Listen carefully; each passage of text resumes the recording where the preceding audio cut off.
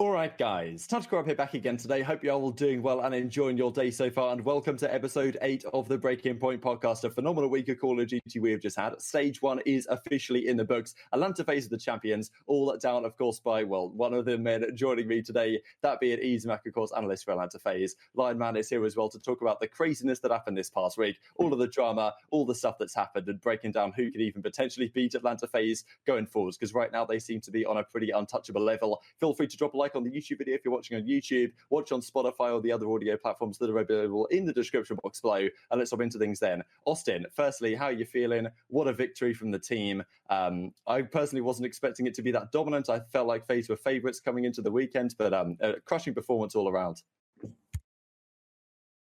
Yeah, I mean, it feels good to come out and win the first tournament, and especially do it against the Empire, because the last time we played a tournament like that, we obviously lost winners finals and then got smoked in the finals. So it was kind of nice to, volley it back to them in the first tournament here. Absolutely, man. And Lion, I mean, obviously, champion predictions for stage 1 over at the Breaking Point side. I know you wanted me to mention it. Absolute god tier performance from you. Was it 34 points? I know you wanted me to mention it. I never said it. Oh, you wanted the ass. I can tell. Oh, no. But yeah, psychologically, I did want it. Thank you. It was a great weekend of matches. I actually think Austin did better in predictions in the major, but I got lucky because I had such a big lead from group stage. But anyway, it was great. We're actually changing it up for stage 2, adding in some people, making some changes, so it might be a little bit different, but I'm happy to take stage 1. It was very good. Yeah, fair play. I'll be back. Me and Austin will be back. Don't worry. Breaking Point writers are coming for it next time as well. But yeah, let's hop into things then. So before the week even kicked off, we got to touch on it at least a little bit. This time last week, the 1st of March 2021 was surely going to go down in COD history for probably the most drama that's happened on the tournament in a single day. There was Hastro versus Courage. Effectively, if you guys are listening out, kept up with it. A couple of weeks ago, there was a little bit of back and forth between LA Thieves and, well, it started really with the back and forth between LA Thieves and Hastro. Hastro was kind of calling out Thieves, saying, okay, you haven't been promoting the match. Then JKap, the coach of the Thieves, comes in to say, basically just talks a bit of trash on Hastro. That ends up going into its whole separate thing. Then Courage, obviously like content creator for Thieves, then comes into the discussion, calling out Hastro all over the place. Then JKap does his twit longer on how he got screwed over by Hastro when he was on Team Envy back in 2016. Then Thorin comes into play for no reason at all, just tried his best to destroy the whole of COD Twitter. And then the whole Cellium snaking versus, version 3 or 4 thing happened later in the day. So that was complete craziness. We don't have to get into detail because there's just so much to it, but some of the key storylines that came out of it, it definitely acted as a nice preliminary, I suppose, to the major, getting everything a little bit spicy, especially this whole Envy versus 100 Thieves thing, like a Dallas versus 100 Thieves versus LA Thieves. We haven't got the opportunity to see it yet, Austin, at least in this past major, because LA Thieves didn't have the result they wanted.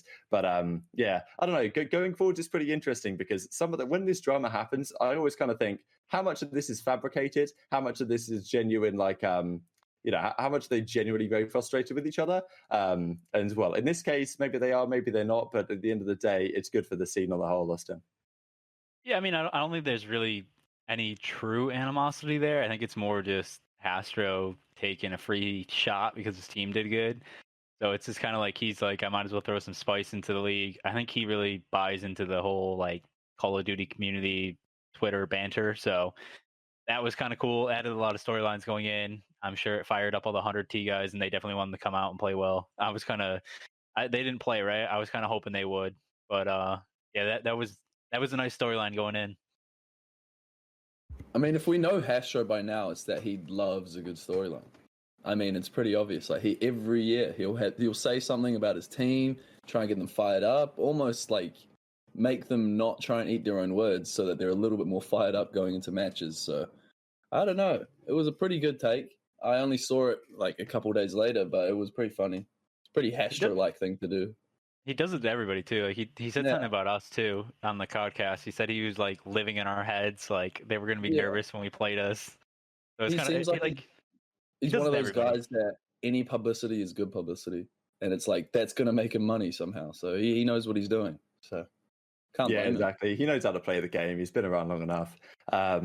So, of course, the major then concludes. We're going to talk about that in great detail over the coming minutes. But just before we get into it, kind of wanted to talk about in advance of the major happening, there was a few discussions about, well, especially in the European region, amateurs, gentlemen's agreementing the XM4. That's been a potential discussion for a while now. Should the XM4 get G8 on the pro level? Clearly there's probably been some discussions on this behind the scenes. And then also there's a real question more generally, Lion, regarding what changes would we like to see for stage 2, right? Would you like to see the XM4 out of the game? Would you like to see it be nerfed to some degree? Do you think the 74U should get nerfed? I mean, obviously it's a straight laser beam and incredibly strong weapon. And then there's also the discussion about the smokes and like the potential maps, like the whole map set right now. We've seen a few maps this weekend, Checkmate Control especially, maybe not being in the greatest place, right? Garrison Search and Destroy, another example of maps that the pros clearly don't seem to like. So yeah, what would you like to see change for stage 2, Lion? Yeah, I think you actually nailed it on the head. So Checkmate Control needs to burn in a fire. That is trash. I think there was like one good match on it, and it was it New York versus Dallas was pretty good. And then there was Florida versus Ultra, I think, when Florida captured both points. But other than that, it was horrid, and it's just defense heavy like nothing. And there's like, do you know the stat, Austin? It's like probably around 70% of the time the team that gets defense first wins the game. Like, It's even worse. I believe it's 87%. There's only been like three offensive wins, I believe. 3 or 4. Nice. All right. Well, great map. Yeah. So there's that, and then Garrison SND. I don't think it's that bad. I just think that the bombs are in strange places. Like, is A is the one that's next to vent, and then B is the one that's just way out and nowhere, like a kilometer down the road. It's A. That's A, but like, you just never go to that one. Yeah, A has never been planted yet. Really? Which is never great. Been planted. Oh my god. Wonderful. That is so crazy. You'd have thought in a 1v1 or something would have happened. But... Yeah, but if we go into the guns, I don't really see any reason why the guns need to be nerfed that much. I think right now the meta is extremely entertaining. I just think, if anything, I think the 74U is just a little bit too much of a laser for an SMG, and the XM4 shouldn't be so strong at range over the Krig. So that's really it. Just subtle changes, and I'd be happy. But right now, I don't want them to get into that mode where they nerf things until the game's not even recognizable like other years. So, I think the XM4 is an interesting question just because, like, I kind of liked it. When the XM4 first came into the meta, there was certain players on certain maps that would still use a Krig as like kind of personal preference, but it's relatively quickly been figured out that you just can't make that work unless it's Search and Destroy. Like, I don't mind watching, Checkmate Control, we see a lot of Krigs, or Checkmate Search and Destroy, so we see a lot of Krigs. Same on Miami. That's pretty fun. You get a nice little mix between an XM4 and a Krig on those particular maps. But in the respawns, the Krig is just nowhere to be found. And on certain maps like Checkmate Control, as just another example, just a bit on it even further, it's you tend to see like at least 6 XM4s on the map most of the time, and no Krigs in sight. It's like, okay, what am I really watching here? So I don't know. We'll have to see what the pros decide, but I'm sure a lot of things are going to change. I think certainly Express, Search and Destroy. I know we've talked about this a little bit, but just to mention it really briefly, that's got to be a discussion, right? Surely Garrison Search and Destroy, as you say, Austin, hasn't even been planted yet over the A-bomb site. So I'd imagine Express is certainly in discussions, Lion. And well, I'm certainly hoping to see some sort of maps that change before stage 2. Well, yeah, Express is where we talked about this, I think 2 weeks ago. It's one of the best S&D maps ever made. I also wish that Meltdown was in the game, because that would be an amazing game 5.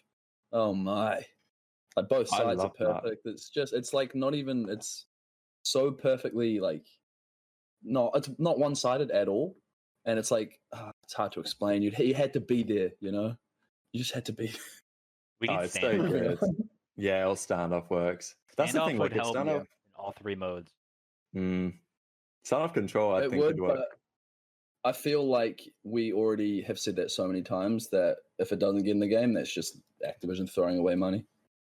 Well, they confirmed it, I believe. I believe they said like there's going to be remakes that are coming, and they gave like a list, and Standoff was in the list, I think. Someone leaked it and said it was like Standoff was in there, Slums was in there, maybe so Hijack. It's just a matter of time. But is it going to be here in time? It's going to be Black Ops 2 in like a month. I'm down. I'm okay with that, to be Honestly, honest, yeah. honestly, we've been asking for a Black Ops 2 remake, and we're basically gonna get it by the end of the year. Yeah. Yeah. No complaints. I'll I mean, take that's it. the thing. Champs Grand Finals, give me like a standoff raid, meltdown game 5 or game 9, whatever. I don't know. Gonna Oh, be imagine. crazy, but that'd be good stuff. Can I touch on one thing? Absolutely. Raid is unbelievable still. Like, Oh, it's man. easily the best map in this game. On all 3 modes, it's entertaining. It makes saw- control good. Yeah, I saw Isn't a that tweet. It was something? like, Raid's like the gold standard because it works even for a game mode that was made 4 years after it came out. It's like it's that crazy. 6 years. Yeah, it's so crazy that it even in a game mode Wow. that like that it still works. They nailed it, And it's man. like, oh man, it's incredible. Different What a game. movement, different game mode. It still works perfect. Yeah.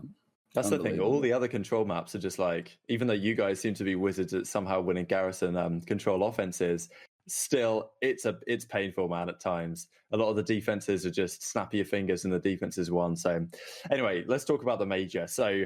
There were 5 days of action. Day 1 was just 2 games, 2 elimination matches. We'll go over them pretty briefly. Florida versus Seattle.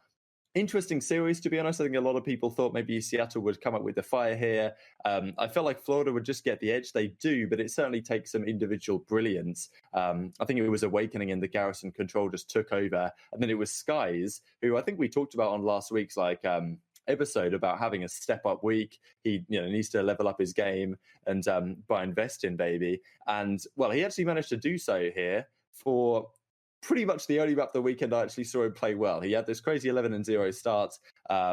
Seattle just couldn't deal with it, and Florida make a relatively decent losers bracket run here. But 3-1 Austin. Were you expecting this? Yeah, I mean, I had higher hopes for Seattle, but not that high. I mean, I still think Florida's playing way below their standard of where they should be, so I definitely expected them to win this. I didn't expect Skies and Awakening to put up a 1.3, but it was a really good match by them. I actually picked Seattle to win because I had faith that they have the ability to be a really good team. And we saw that in one series during the group stage when right after Gunless fixed his monitor settings and who I think Octane fixed his controller and they looked really good. So I was thinking, man, if they've been scrimming and looking good in scrims, they could actually come out and do something. And then Florida said no. So Awakening had a great tournament as well. He's ridiculous, man. I feel bad for him, man. I tweeted on because we post the overall stats for the series. I tweeted, feel bad for Wake, and then Wake liked the tweet, and I'm like, oh no, yeah, no, he feels bad for himself too. Yeah, no doubt. I mean, we'll talk about it when they went on to lose, but the amount of times that they just, it's especially the Search and Destroys where it's noticeable. Like, this guy Wake is putting absolute numbers up on the map, but they just can't close it out. I can't believe it. The other series was Toronto versus London. Not probably too much to say here, apart from Toronto not looking convincing, given that London had this whole substitute situation. Alex had to fly home to the UK due to some family issues, unfortunately. They bring Zed into the team for just a one-time thing. He plays pretty well. The team actually looked surprisingly decent. I think they won a search, actually. I think it was on the Garrison Search and Destroy. They actually won. But Toronto closed up the series 3-2. They actually made a decent losers bracket run, all things considered. But still, I mean, the amount of maps these guys seem to throw away, it's just kind of strange to me, right? Like, especially how good they looked at the end of last year. Toronto just aren't quite where I was maybe expecting them to be, Austin. Yeah, I mean, even this series, you have somebody coming in with 0 practice. You're expecting Toronto just to smoke them, and they lose an S&D, which in the Garrison, it's pretty much all just one-on-one fights. So you're losing one-on-one fights on Garrison to a team that hasn't practiced it, and then you lose Moscow, which should be very rotation heavy, which is something you want practice for. Like a team like London with Zed coming in is not going to have the practice on that, and they lose that. So it was they won it, but it was extreme letdown. And not only did they win it, but they outslayed them by 1 million. Bance had a 1.2, Cleanest had a 1.1, and Methods had a 1.33, and they barely won. So it was really weird. Definitely thought they were going to do better. Yeah, I don't know how I feel about the Toronto team. They looked really good in Hardpoint at the start of the year, and then that seems to have fallen off a little bit, but they're still pretty good. But to not completely destroy this London team with a substitute that literally subbed in the day of the tournament was a bit odd to me. And so I didn't pick them for pick'ems. I picked Minnesota in the next day, and they let me down. Somehow lost, which is good.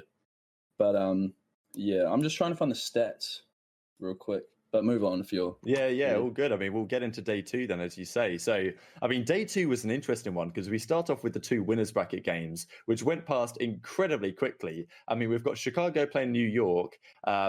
I mean, this was just the Dashy show, man. It was this was probably one of the best individual series I've seen from a player in a very long time. Dominated the hardpoint, 36-19. I think the Searchy was 10-3 or something like that. And then the Control, he won on that mad 3 streak or the 6-piece even at the end. I think he was I don't know what he went overall, but he was 2.13 KD. I think it was 81 kills, 38 deaths, 14,000 damage in 3 maps. Formal had the quietest 1.4 ever. He was just putting up numbers. OpTic looked unreal here. And this is what I don't get about New York, right? Sometimes they look dominant. They look like a freight train. They did it throughout Super Week. They won 3 series or almost 3 series on the bounce because they 3-0'd Minnesota. They 3-0'd London. They went up 2-0 on Empire and then got reverse swept 3 in a row. Then, they managed to, I think, get past Seattle to qualify for the winner's side.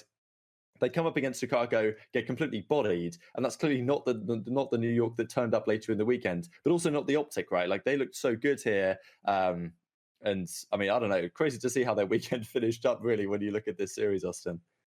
Yeah, I mean, this series, first off, Dashy, I believe, set the record for most amount of kills within 3 maps of a 3-map series with 81, which is just absolute crazy. His Slayer rating for the series was 130, which is just... Oh my God. If he kept that pace throughout the whole series, he would have ended with 130 kills. That's just outrageous.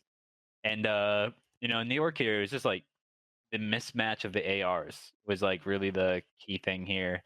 So every time New York does really good, it's pretty consistent on all fronts. And then when they lose, it's either a huge mismatch in their SMGs or a huge mismatch in their ARs. And it was Dashy and Formal were just running the show, and Clay and Diamond, they each had a 0.7.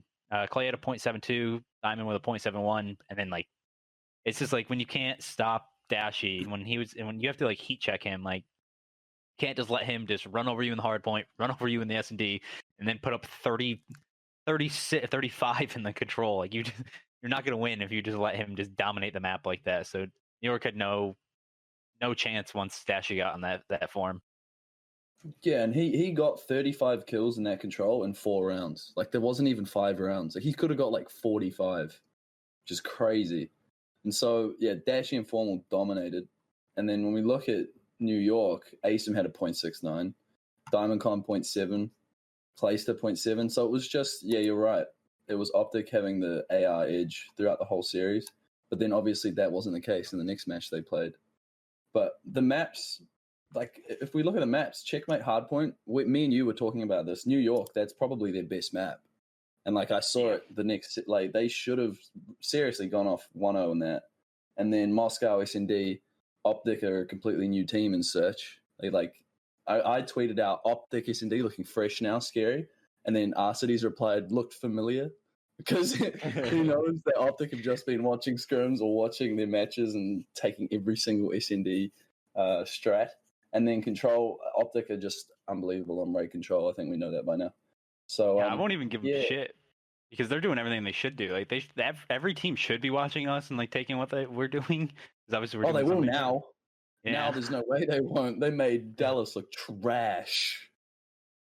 All right, moving on. We will get into that. I mean, blimey, yeah. What did they do us for the weekend? But yeah, well, precisely. The next series was kind of the Los Angeles Derby, LA Thieves, LAG.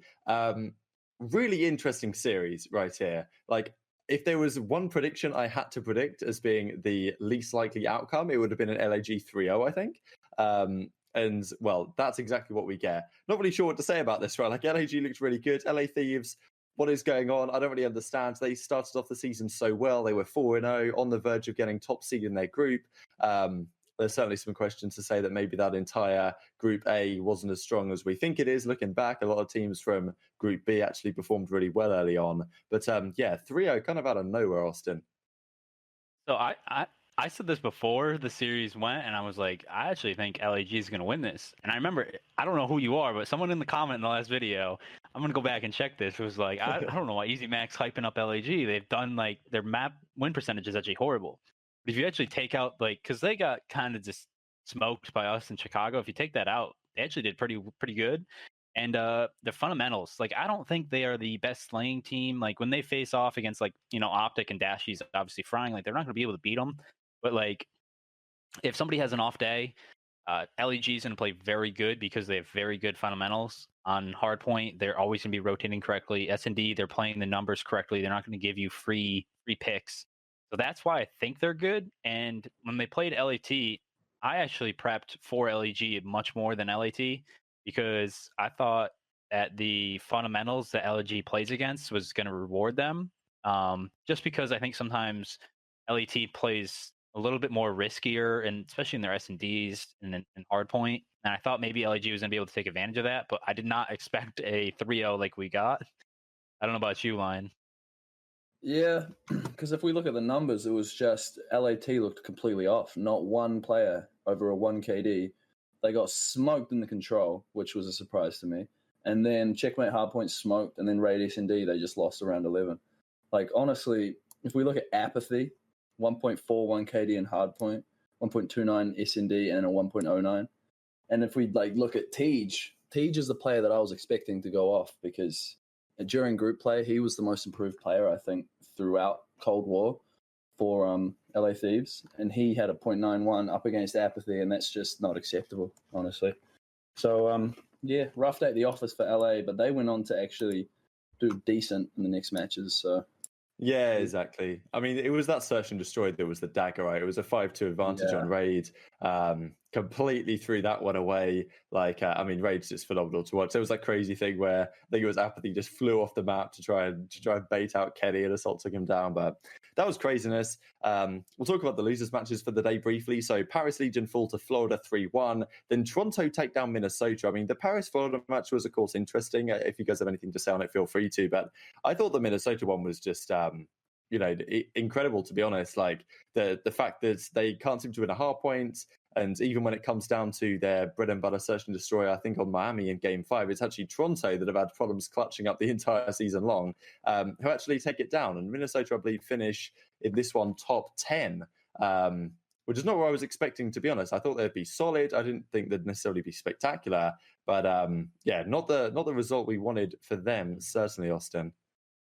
So I want to touch on the Paris one real quick because honestly, Paris should have won that 4-0. I remember watching, and I was thinking like, screwed my pick'ems, man. Even in like the checkmate control, I'm like, Paris has this, and then they choke it. I'm like, what is going on? In the raid hardpoint, they were playing phenomenal.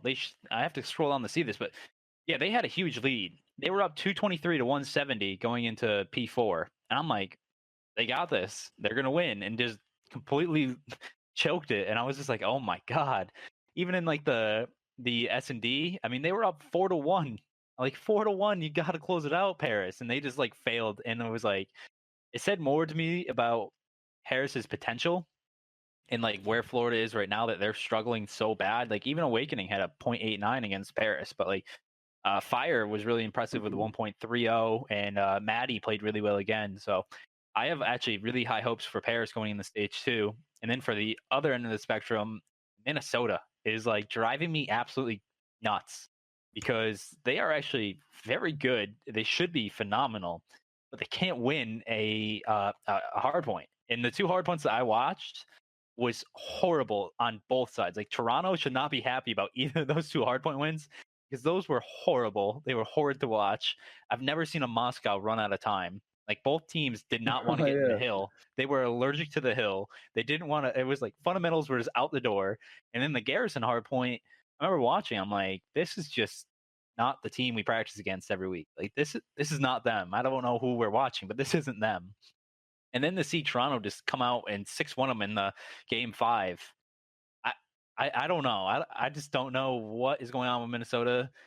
I know, like, I don't know. I don't know how you fix it because obviously there's something going wrong, and I mean, eventually they're gonna figure out their potential.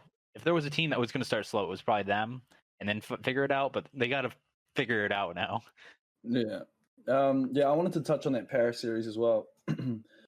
So the first hard point, they smoked Florida.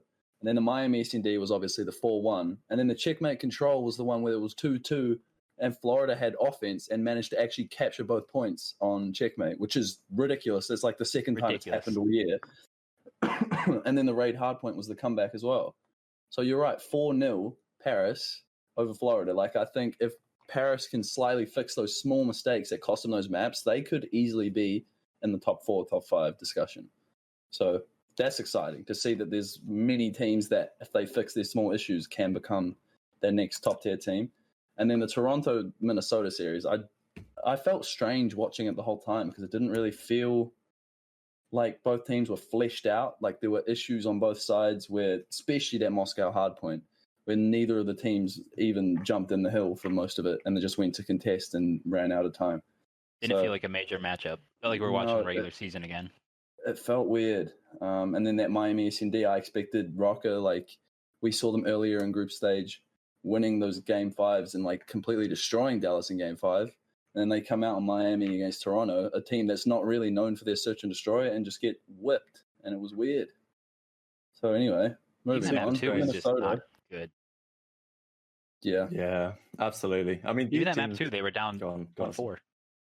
Yeah, they were down 1-4 in the map 2. And I remember just thinking, like, Toronto is not doing anything special, and they're just putting in and they're whooping them. Yeah. These teams really do have to turn it around quick, man, because like the season standings already, I mean, FaZe is sitting there 125 points, Dallas 100, Minnesota's down to 40. Like already you're extrapolating that out to what the seedings look like with only 8 teams going to champs, and you're thinking, all right, like we got to shape up quick, lads, given how much potential there is, of course, in this league.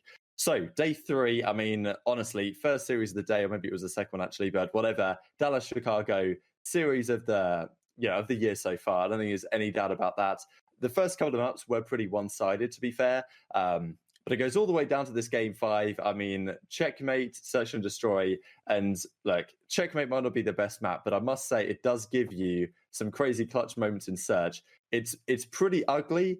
And often the fact that it gets there and it's very defense heavy, and we saw that a fair bit right here as well. I think OpTic went down 3-5 in this. Who got that? Well, he went on a streak. He was like 7-1, 8-1. Managed to call in the cruise missile and take down Scump in the plane, which is crazy. I haven't really seen. Streaks are so hard to use on that map. Managing to guide the artillery or the cruise missile into the plane like that to take down Scump was, like, honestly, that was kind of play of the game, even though it was using a kill streak, because I'm sure that kind of tilted Scump, thinking he was safe from it in there. And well, they win that round. Eventually, it goes down to around 11. Hook makes this crazy play. I mean, he didn't have the hottest series, I don't think, by any means. But when it mattered in the game 5, I think it was 14-5 or something like that. Makes that crazy play round 11 with the flank. And Dallas take it, man, dropping Chicago down to losers. Incredible stuff. I wasn't really sure what I was expecting coming into the series. I mean, OpTic still looking pretty strong, but they actually lost both hardpoints in this one, I think, which is not something I expected. Like, you would have thought that if you'd have told me coming into the series, OpTic would have won the control and the first search and lost the series, like I wouldn't have really believed you. I'd have thought they'd have taken at least one hardpoint. So yeah, I mean, the clutch factor just wasn't there for Chicago, but Dallas really showed some championship composure, Lion. Yeah, the thing I was surprised about was that OpTic lost both hardpoints by 100 points. It just wasn't even close, especially on Moscow, because that seems to be a strong map for them, and they just couldn't get anything going. If we look at the slaying, it was mainly on the side of, Ellie looked really strong in hardpoint, and Hook as well looked good. Like, just overall, it didn't really look close in the respawns. The raid was strange, how it was 2-2 and then got stay tuned. And then the game 5, round 11, it was just clutch plays by Dallas to get it done. And it wasn't the score 5-3 in favor of Dallas? And then OpTic brought it to a round 11 and then lost it. It was just painful because I picked OpTic in the pick'ems, and this was preceding the matchup, which was the reverse sweep, which we'll talk about in a moment. So I picked OpTic to win. I was like, yep. Once they won the control, I'm like, sweet, I'm going up 4 points on Austin. And then things happened. And you were one of the only 2 people that picked Dallas to win that series. So that one brought you right back into the mix. That was so shocking to me too. I think there was the same amount of people that picked LAG to beat us that picked Dallas to beat Chicago. I remember seeing that. Like, okay, like Weird. like I don't know. Like Dallas absolutely put them in the blender in those hard points. That's not what I expected. I expected Dallas to win both S&Ds pretty clean, take the raid control, and lose both of the hard points. But I don't know. Chicago hasn't looked as good. It's like they were weak on S&D, so they shifted all their focus from hard point to S&D, and then now they're slacking on hard point. So it's like I don't know. They needed some consistency on that front. But overall, I mean, it was still a good series overall. I want to touch on that cruise missile. That should have been a 2-piece, by the way, but on the 60 hertz, the cruise missile doesn't work. So it's like cruise missile. That score streak kind of sucks right now because the auto lock doesn't fire the missiles. So if you go back and look, he had formal wide out in the open. It's locked on and it's just not shooting. So I was just like, oh no, he's gonna burger this streak. But then some players are really good at curving the missiles. Like our players practice it a lot. So like he just put on the sick curve and curved it right into the doorway. I was just like, well, that's a hell of a streak right there. But overall, Illy he seems so inconsistent to me so far this year because he plays very, very well in like a mode. Like this series, he had a 1.26 in hard point, but then he put up a 0.59. He went 19 and 32 in the control. He had a 0.64 in S&D. So I love this series because you were able to see two powerhouses go at it, and you can kind of see where both of them had their weaknesses and where the strengths lie. But it was like one of those series where you see it and you're like, I want this again. When can we see them again play? So definitely a bright spot for the future. Yeah, I think if only the hard points were close, this would have been one of the best series or the best series of the year. But people were gassing it a little bit. It wasn't as close as it seemed, to be honest. Yeah, I think the game 5 round 11 always sets off those kind of alarm bells. I'm sure we'll get better series throughout the year, but especially if it was in winners final or something like that. I thought honestly we were going to get a rematch of this later on, but that isn't how it goes. Before we get to that, we'll talk about Atlanta LAG. As you said, Austin, right? You prepared pretty heavily for the LAG guys. Pretty comfortable series. Like honestly, LAG's still putting up a fight, man. Like they don't go down easy. They're keeping it close in a lot of the maps.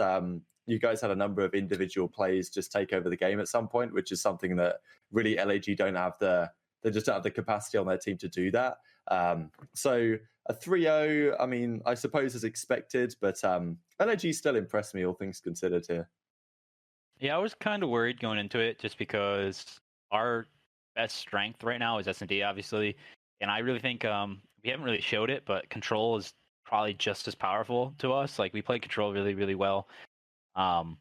So LEG, those are their best two modes too. So I was a little bit nervous going in because LEG has found a knack for winning map 1 against the best teams. Like they beat Chicago map 1, they beat LET map 1, just kind of like steamrolled. So I was a little bit nervous that we can go into the series, lose that map 1 and kind of snowball, and we'd have to come back like at 0-2, down 0-2 and have to come back. But we really didn't have. I wasn't nervous going through it.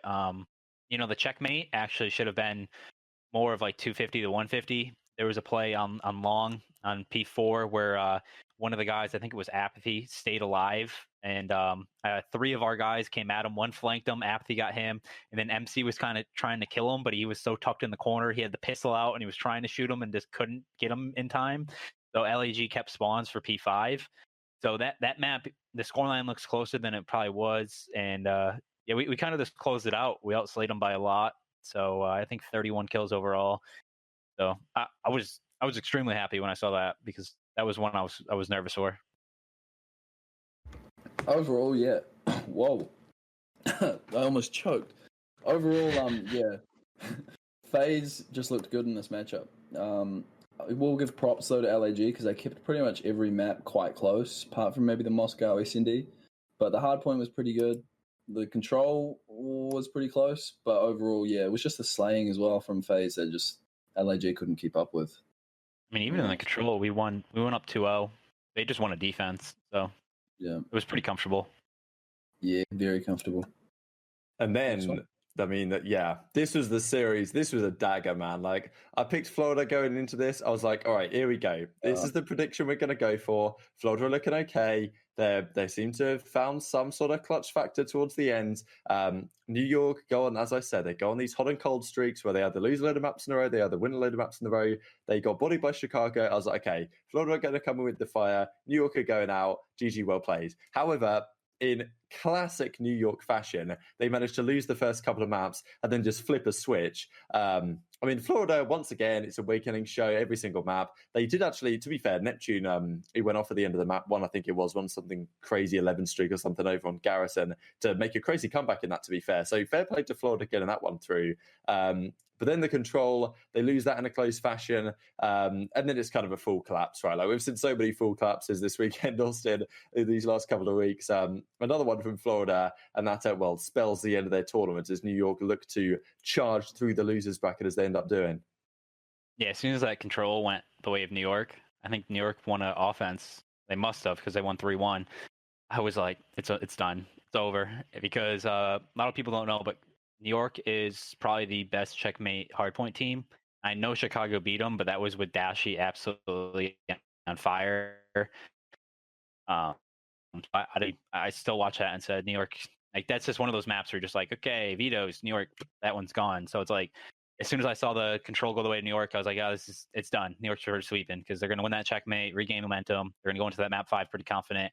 And right now, you could probably play Florida 3v4 and have a better chance of winning than 4v4 because for some reason they can't close out a 3v4 to save their lives. And I really don't know why. I think that like when Awakening gets a first blood, they still only win about half the rounds that happens, which I don't know how, but regardless, like New York just they turned it around, and Diamond was just like the bright spot. He was the only positive player on the team. He had 104 kills over the 5 maps. Second to Awakening, who had 110. So it was like Awakening versus Diamond. Awakening had a 1.24, Diamond with a 1.21, and it was just like those two battling it out, and it was an awesome series. Yeah, but when we look at the maps, this I tweeted out beforehand. Triple checkmate. This is like the should be illegal. It's like perfect like storm for New York to make a reverse sweep. Like it's perfect. They are so good at checkmate control. I think they're better at checkmate hardpoint, but the fact they got a checkmate control to swap around the series and like push momentum in their favor really helped them. And then the hardpoint was pretty clear cut. It was kind of close, but not really. And then the Miami S&D, obviously. But if we look at the first 2 maps, the Garrison hardpoint was a 10-point win to Florida, and they came back from quite a deficit. And then the Checkmate S&D was that round 11, and that would have been the tilter. But at that moment, we also saw Clay completely lose it, like he does. And for some reason, that also flipped the switch, and the team came back like twice as hot. And so that's the one thing about New York that I don't quite understand yet, is we never really know when they're going to be on or when they're off. And it can be a series, can be a map that changes it. So, they're a team that you never really know going into a tournament if they're going to be a contender or not, because they could just come out and beat anyone. And we saw that later in the tournament as well. That's the fun thing about watching them, man. You literally don't know what you're going to get with New York. It could be anything. I think it comes a lot down to like how Clay's feeling or kind of what the vibes he's bringing to the team. Because I'm sure if he's going off, the rest of his team are like going to ride the wave of momentum. But if he's having a tough time and like his call-outs get a little bit frustrated, like I don't know, seems to ride on him a lot. But thankfully, he's really good at this game. Hasn't that always been the case though with Clay? It's like when he's absolutely frying or when he's providing that like extra torque, that motivation, his teams do a lot better. And it's like they need that fire or his fire to be able to actually take on these top teams and beat them. Because he's always been the guy to upset teams on a random day. Like FaZe versus OpTic back in like IW, he would just come out 3-0 OpTic, and it's like, where did that come Job from? done. Yeah. That's why I liked him and Krim as a duo in Dallas, because it kind of took away that volatility. Like, because like Clay could still be that either fired up or kind of shut down, and Krim was just there, and then you had like the trio. So it was like Krim and Clay could like bounce off of each other when they needed to. So there was a little bit more consistency.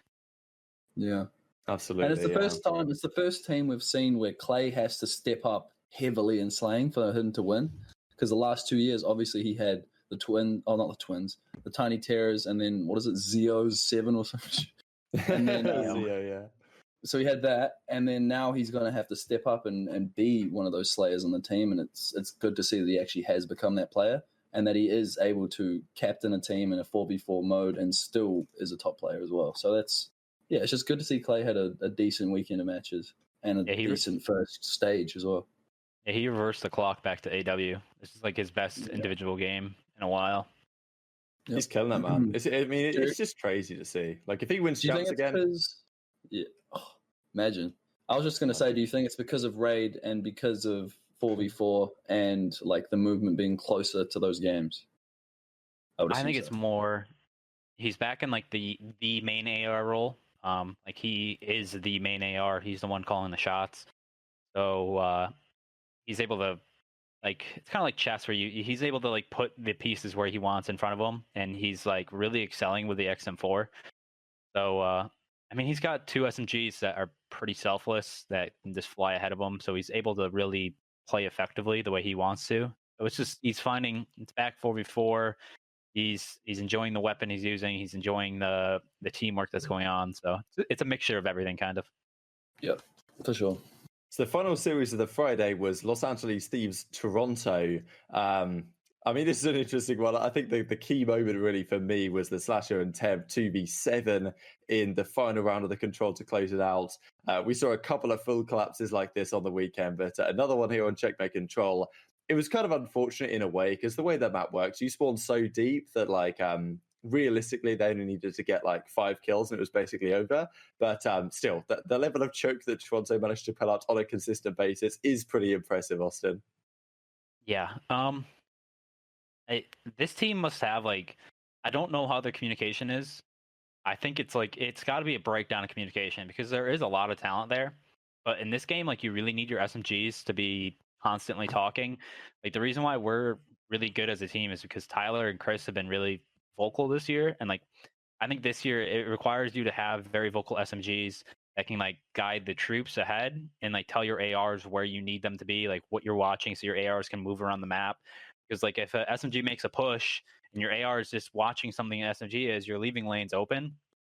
And it was just an utter breakdown of all communication. I think they could have turned off their headsets and probably won that round 5, but I don't know what was going on. It was just the amount of single pushes and split pushes, all they had to do was just group up and hit it from the front. That's all they had to do, and they would have found Slasher and been able to trade him out. And it was just I think they just got too frantic and just complete meltdown. And we've seen it a couple times from Toronto now, where it's just I don't know if maybe their SMGs are a little bit too quiet. Maybe their AR. I don't know what the issue is because there's so much talent there and they're just not winning. I guess I don't know. Very sloppy. Yeah, it was very strange, and LA didn't really do anything that special to win that round. They kind of just had to drop them and jump in the point and winning. And that was another round where a team won on offense and shouldn't have. So no. That was defense. Defense. Oh, okay. But they should have won the offense, right? And honestly, no one's talking about it. But how do you play defense and waste 28 lives? No one brought this up. But it's 2v7 and you're on defense. What went wrong in that round? LA, yes, they won, but that's a loss. How do you 28 lives and a defense on Checkmate? That's kind of concerning. I saw no one bring that up. I remember sitting in the team speak how. Yeah, I'm pretty sure another team lost all the lives on defense in one match. Was it the final phase? There was a few offense wins, but we didn't play Checkmate. Oh, okay. There was one match where a team got completely wiped on defense, but I was just going to touch on Tej and his Moscow S&D. That man loves Moscow. Tomorrow I'm going to get all his stats for stage 1 on Moscow S&D because I think he has a 2.5 KD on that map. Yeah, probably, yeah. Might be higher because he had one match where boosted him. Actually. So yeah, that's going to be on Twitter. Yeah, he had a 5 here, but then the match before, or the first match of the or the last match of stage 1 groups, I think he also dropped 13 kills or something. Yeah. This it was the 12-0 one against Seattle. Yeah. And so but for the series he didn't play that good. He had a 0.85, but for some reason Moscow searched that man is a demon. It goes back to what I was gonna bring up is this team is so inconsistent. This is like another team where it's like so much talent. Like if you go back to the last series we talked about, when they lost to LAG, Kenny had a 0.8, I believe 0.8 with a XM4 on the flux position, and now he plays Toronto and puts up a 1.26. It's like that's a very wide gap between performances, and they have to find a way to like consistently have it, because like there's maps where like Temp is doing really well, like he had a 1.8 in this series or 1.18, and then there's others where he's like, I saw like a 7-19 raid hardpoint, and it's like all four of them are really swaying between forms, and there's like no consistency, and like that's kind of what's concerning, but like also makes me believe they're gonna get even better once they find out how to get that. I don't know how you guys feel about it. I think that's Yeah. probably a fair point. Yeah, I've been somewhat surprised by how inconsistent some of the slaying power has been. Like Temp at times, as you said, it's been really good, and then he had that crazy map where he just like was non-existent. So yes, it's still a surprising team to me. I mean, we'll talk about their defeat in a second, but I think they're slightly better though overall than I expected from them early in the year, because last year OGLA was so average that the fact that they're even in the question for top 4, top 5 right now is saying something, and it's quite impressive that they're even in that area despite being inconsistent as they are. But that's a fair point, yeah. All right, let's get on to the Saturday. So, not too much time left, so we'll go through this relatively quickly. But we've got LAG against New York. New York get the job done here, 3-1. Kind of as expected, I suppose. They continue the momentum. Honestly, I thought New York, it's either 3-0 or either one way or the other. So I thought they might not even drop a map here, but they did. And then Chicago take down LA Thieves in the other losers quarterfinal or whatever it would have been. That was really impressive for Chicago. They looked really good. Thieves certainly put up a fight. But, once again, Chicago, the slaying power was there, the teamwork, the communication seemed to be there. And then the winner of both those matches, New York versus Chicago, this was, one of the most shocking series. I think really the key takeaway for me in the New York versus Chicago one was not necessarily the key takeaway, but one of the takeaways was the whole map vetoes, the way that went down. Chicago decided to play LA on... Clearly, they weren't liking their Garrison hardpoints, having lost that a number of times. So they decided to go into Crossroads against LA. It works there. And like, okay, sound, we'll do it again. We'll play New York on Crossroads, which has not been a great map for OpTic in, well, at least for what I know. Like, I don't think they're the greatest at that map. The worst one. Yeah, there you go. And they also play a Garrison Search, which I don't think they've ever even played so far this season. They completely throw away their lives to Diamond on a couple of those rounds. And then, they couldn't get over the line in Control. So this was really strange to me, because if you're OpTic, surely you come into the series. I mean, yes, you've had a good result against LA Thieves, but we tend to ask questions every single year about OpTic. At some point, there's some question mark around their map vetoes and are they making the right decisions? And this seemed to be one of those cases where they could have put themselves in a much better position, in my opinion, Austin. Yeah, I mean, the vetoes were pretty horrendous for the first, I would say, 2 maps. And there's a lot of things. Like, one, like Troy is obviously, like, I think he's an amazing coach. Every time I do watch OpTic when they stream, like, Troy is very vocal. I don't know how much the team buys into him. I've seen a lot of times where he's sitting there spewing like great actual pointers, and there's no one's there to hear it. I have very high respect for him after like listening to a lot of stuff. I saw a lot of fans attacking him. Out of my 3 years now that I've been an analyst, I know a lot of teams don't, like, they do their vetoes themselves, like the players, like they do whatever they're feeling. So the coaches sometimes don't have the highest input in. And I really think that's what happened here. I think the players probably won that Crossroads and we're like, let's do it again. We're feeling it. And I don't know, because Troy is actually very analytical. So if I know, and if you know that Crossroads is not OpTic's map, like Troy obviously knows that too, and is probably telling them that. So like I don't know. I remember looking at this and it's like, wow, that's an 0-2 right away. And then you get into the match. New York obviously beats them in Crossroads, and the face cams were just horrendous. If you guys go back and watch the body language, the way OpTic looked, I knew right away it was done. Like, they looked like they just got beat in the grand finals after map 1. I was just like, guys, it's Crossroads map 1. Like, if you lost it, you lost it. Just bounce back in the S&D, and they looked so defeated right away. And then the Garrison happened, and then Diamond was just styling on him. He went 9-1 on the map. They looked even worse, and I was just like, Like you guys could have bounced back because one, you have Moscow Hardpoint. They're very good at Moscow Hardpoint. They have Moscow S&D. I'm like, all you have to do is just win the control, which they were undefeated at that point. But they looked so defeated after 2 maps. It was like regain. Like you gotta bounce back, and I just didn't see it. And it was super concerning because it was like the exact opposite. Like the first year they played, Dashy was hot, found that momentum, and carried it through the series. And then this one, it was just like they were defeated after map 1 and just carried that through the series. And it was very weird. It was very weird to watch. Yeah, I actually missed these series because I was working, but from when I actually came back and watched them after, and yeah, it just looked flat from OpTic, completely flat. Not even one of the maps looked close. Garrison S&D, they actually got 4 of the 7 first bloods and lost 6-1. So that's wow, good. So yeah, Yeah, they got really the last close. 3 rounds. Yeah, slaying wise, not that good. Envoy had a 0.79, which is tough. And if Dashy isn't dropping a 1.1 or a 1.2 with the others going like that, it's just not going to even be close at all. I mean, man, there were just so many talking points in this series. Like, as you're saying there, Austin, about the whole idea that typically you would expect, especially a team like OpTic, to carry the momentum from their series win against LA Thieves. You've just beaten LA Thieves. You're coming up against New York. You've just beaten this team 3-0 last time out, and you lose the map 1, and all things, it goes completely wrong. I mean, and there was more storylines than just that. We had the whole Diamond Con snaking thing, you had that, which certainly riled up some OpTic fans. That's just how things go. And then, I mean, we've got to touch really briefly on the control, right? That final round comes down to the wire. It didn't fully come down to the wire, but New York won the offense, and then it was on OpTic to win an offense back to send it to a round 5. They have 11-4 life advantage. I think even it was like a 22-13 life advantage at one point. Like OpTic were just smoking. I'm like, okay, it's going to go round 5. And like, this got to be one of the biggest collapses, man. Like, the problem is it's not even just about closing out the rounds. It's making sure that you don't throw away too many lives so you can try and get defense round 5.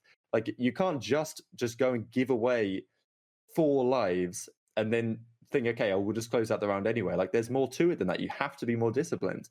You have to limit the split pushes. Work as a team. It's like if they were up 2-0 in the series, they win that round. It's like just because they were down 0-2 and they just had like, I don't know, it was a collapse. I don't understand because like they were very, very good at checkmate control. Like I don't know, like they should have been like geared up to make that reverse sweep. I saw it. Like I saw it in the vetoes beforehand. I was like, oh, they're gonna go down probably 0-2 and then make the reverse sweep.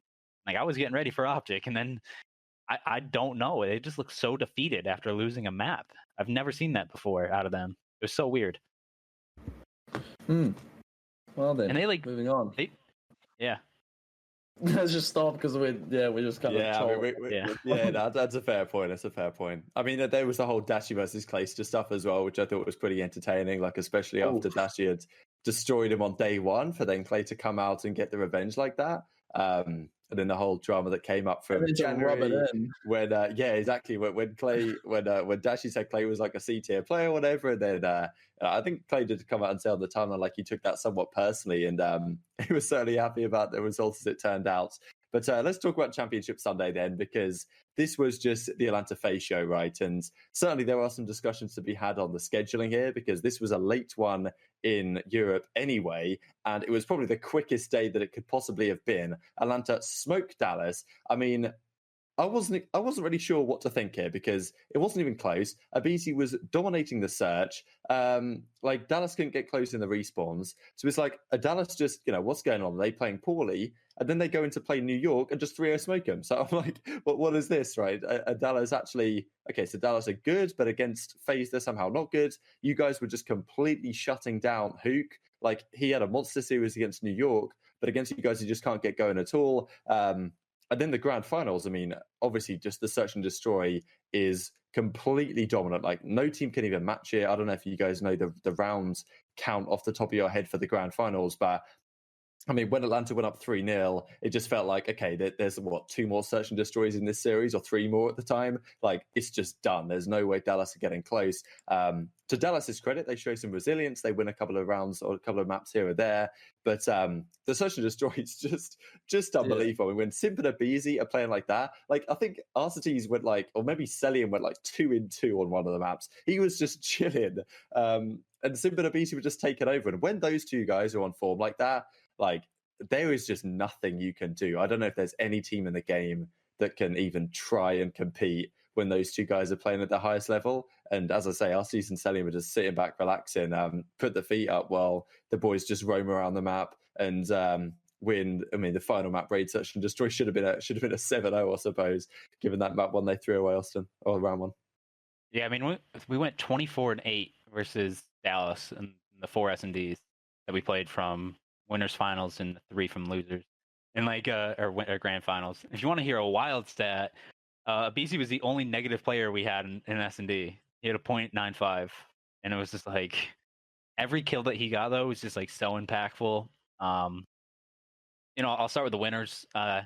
You know, Hook is absolutely amazing. Kyler is a absolute tank in the map, and if you're going to beat Dallas, you have to limit the damage that he's going to do to you. You know, that was like a major, like, when we came into this day yesterday, Sunday, the first thing we did was we prepped like all night Saturday, and I think we were more prepped for this day than we were for the entirety of COD champs last year. Like, this was like everyone was just on and just working so hard. It was absolutely amazing. I've like never seen anything like it. Like, everyone was just so on the same page, and it was just awesome. I knew right away, like, we were gonna have a great Sunday. I was like, this was the least nervous I've ever been for matchups, and you know, everyone just played really amazing. Obviously, we came out hot and we brought the fire that first one, but I was honestly really shocked that Dallas came out and 3-0'd New York, because I thought for sure that New York was gonna be way more prepared and look a lot better. I didn't think they were very prepared watching that Crossroads hardpoint. There was some stuff obviously that we did and that worked, and you didn't see that in New York, and I was kind of shocking to me.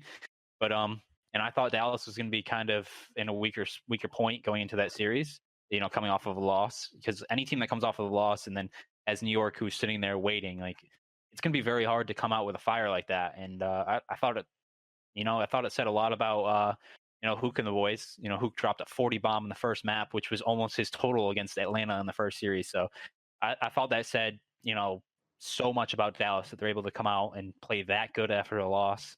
So that was really impressive. So I'll let you guys talk, and then I'll kind of get in on the grand finals after.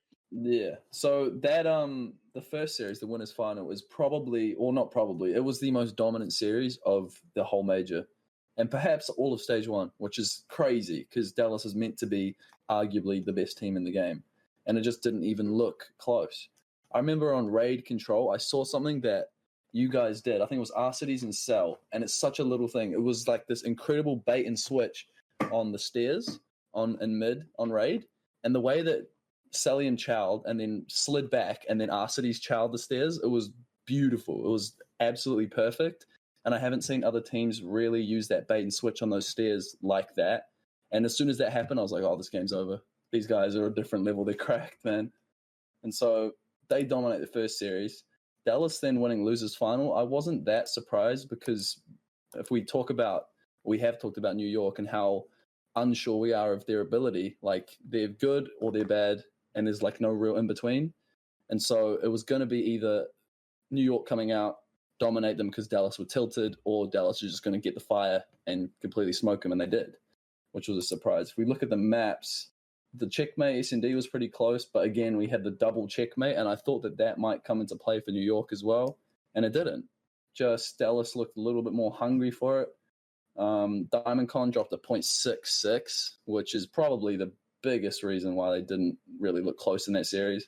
But when we look at all of them, only Mac went positive, which is quite surprising. This series was another 3-0. It wasn't really close, and then we went to the grand finals.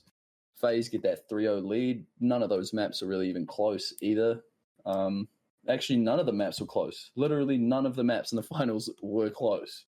Yeah, Wow. it's one way or the other. It's so Yeah, strange. like Yeah, the maps you lost, you got smoked.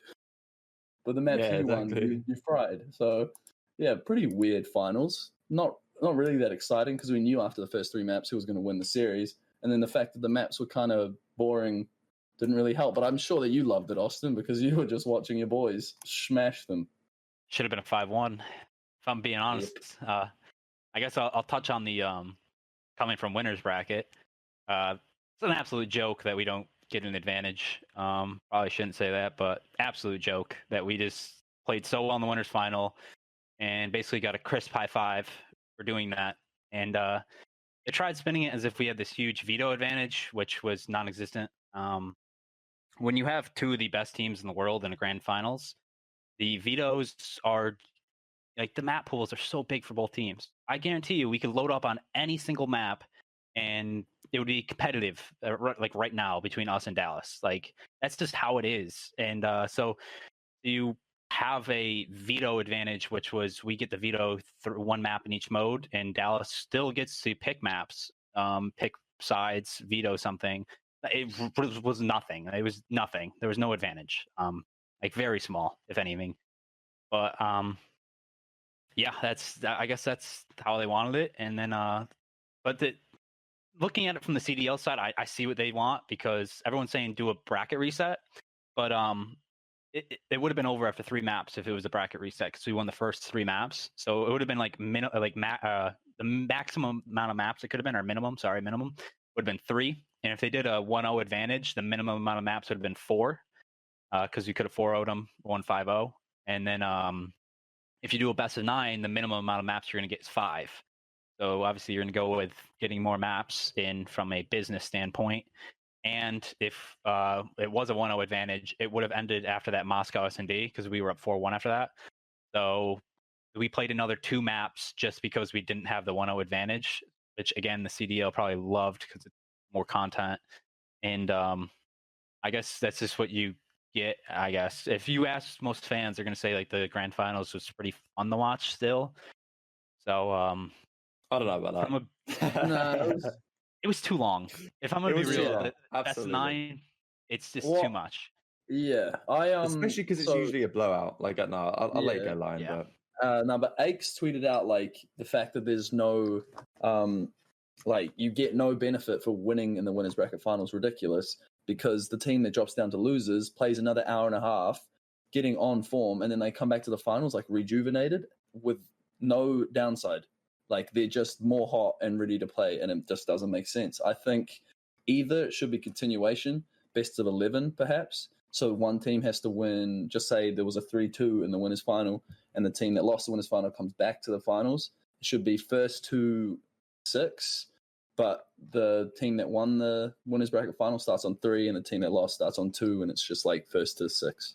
Like that's cool. Or the team that won winners bracket final starting on 1 in the grand finals. I think just having something is essential because the fact that the other team gets this like benefit from playing for the last hour is just completely unfair. I guess Yeah, I if I'm in agree, for a penny, I'm in for a pound. I might as well just go full at this now. One, the grand finals format is completely skewed to the team that is better for S&D. If you look at it, there are 4 S&Ds. If we played anyone other than Dallas, like because I think Dallas is the second best S&D team, and we still saw how that went. I mean, all we have to do is win 1 respawn. We're going to win all the S&Ds or have a good chance at that. So it's like S&9, half of the maps are S&D. Whoever's better at S&D is going to win the series. Like it shouldn't be like that. If you have the 1-0 advantage, at least it's three hard points, 3 S&Ds, 2 controls. And then they have like really long breaks in between the maps. And it's like, they got lucky. It wasn't like a 3-2 in the winners finals, 3-2 in the losers finals, and then it could have gone all 9 maps. Like we could have been there until midnight. So yeah, it would have been tragic, man. I don't understand. Like the team for winners has to get some sort of edge. I don't really get this whole thing of it's too complicated for the viewers to understand. And the whole 1-0 best of 9 advantage is actually okay because even if it is like, I don't know, I quite like 2 best of 5s because if it's a blowout, it's just done. GG's, Yeah. the best team wins. game over. Or it can get a reset and it's pretty entertaining. Will the team keep the momentum? Will they not? Most of the time, the team from winners wins anyway. That's what happens here again. It's just a blowout. Wasn't fun to watch. They're up 4-1. I knew you guys were going to close it out at some point. So what's the point even sitting here watching? A load of people just went to bed knowing that FaZe were going to win anyway at some point because, I mean, they were just so good in Search and Destroy. And there's another 2 Search and Destroys in the series when they're up 4-1 because Search and Destroy dominates. However, if you have a 1-0 advantage, you don't have to have 4 searches. You can have 3 hardpoints, 2 controls, and 3 searches, which is better. So that's just my take on the matter. But just a frustrated European fan who knows that at some point in these stages, I'm going to be up to 4 a.m.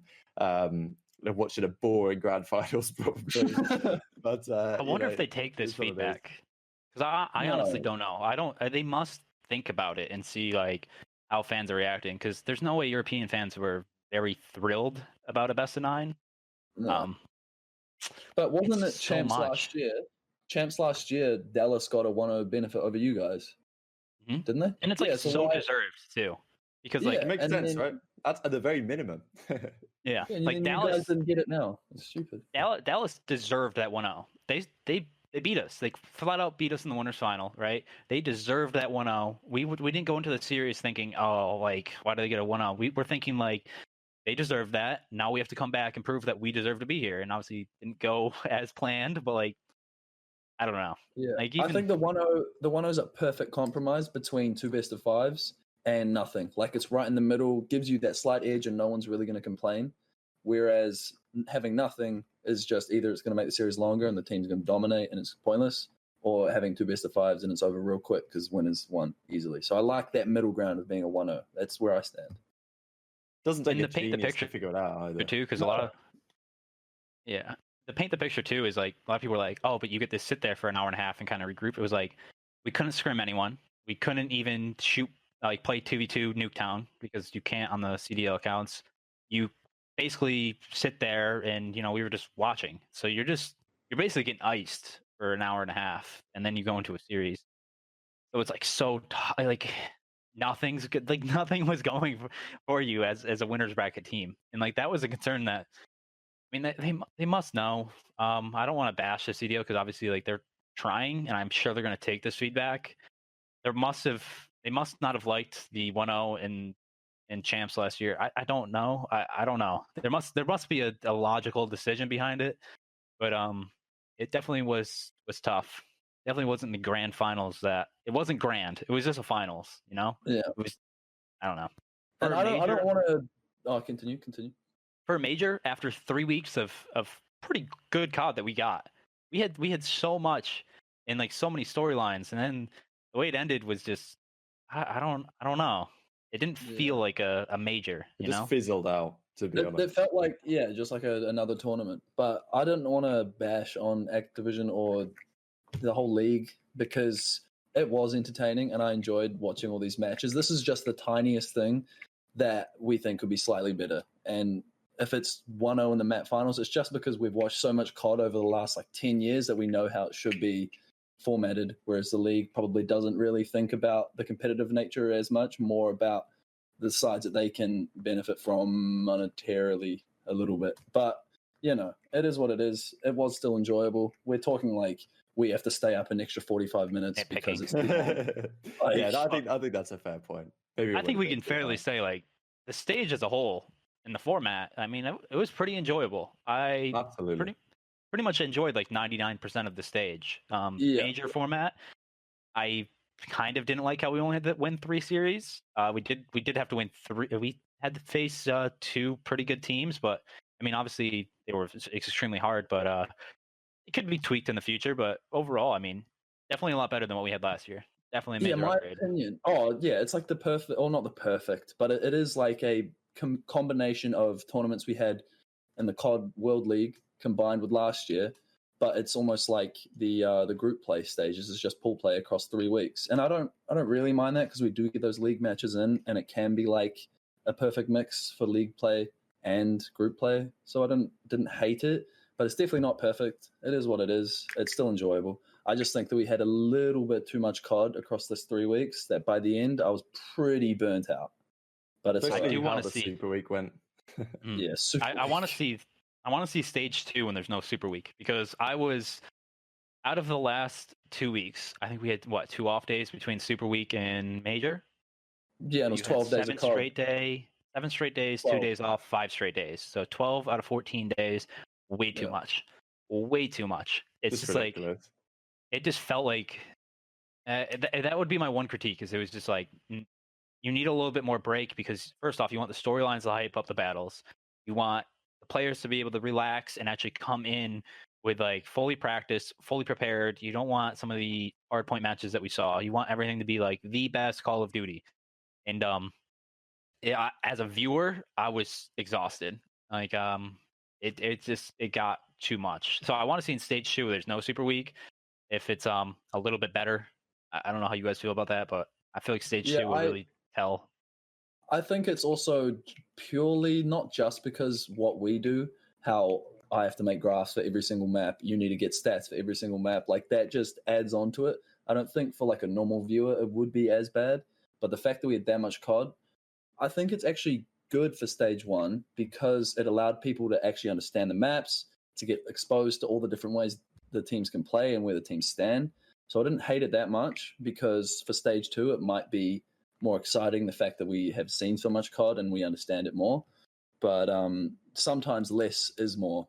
And I think for stage 1, if it is a little bit more spread out, it will be a little bit more entertaining for us. So yeah, I think we were just drawn out from these matches. We were tired from having to do all this stuff, covering the games. Yeah. Yeah. I just hope they nothing more to add. Yeah, I hope they just take everything from each stage that they're learning and apply it, because like I don't think we need days and only 2 matches. I think you got to start packing in more COD into the days, and making it so the viewers aren't so exhausted. I think you just need a little bit more variety in the streams. I feel like we heard the same music. I think as a viewer, like, you guys can tell me exactly what music, exactly what commercials, exactly what segments you have seen repeatedly. So I think it's just learning and continuing to apply what you've learned. And I just hope they do that and really take the constructive criticism and apply it, and not just continue as planned, I guess. Because like, honestly, I like a lot of the stuff, but like after seeing it 20 times within 2 weeks, it's just like it's exhausting. So like, it was exhausting seeing so much Call of Duty in 14 days. It was exhausting getting the same music. It's exhausting seeing the same commercials for Hearthstone, Play Hearthstone or now, by the way. Dragons, or like it just needs a little bit more variety. Spice it up and bring in some more energy before. Oh wow, never mind. I said skirt. Yeah, It's like 5. But Please. also, I think they should add a breaking point 1. I agree. Also, absolutely. We could guaranteed, at some 100%. point. We could give that a go. Oh my god, what a disaster. Anyway, we'll wrap it up there. I mean, I completely agree with a number of those sentiments. Stage 1 on the whole was great. We had a number of great moments. I think the format on the whole is so much better. The fact that we get every single team at every event, like we get to see Love it. all the best teams playing each other, is phenomenal. But as you say, there's a number of things that could be tweaked, could be improved. And the next major begins the first week of group play, starts on March the 18th. So thanks all for watching at home. Thanks to Austin and Lionman for joining me once again today. Leave us a like, a review on all the platforms you may be listening to. Thank you for watching as always. Take care of yourselves, and we will see you next time. Bye. Bye. Yeah. So.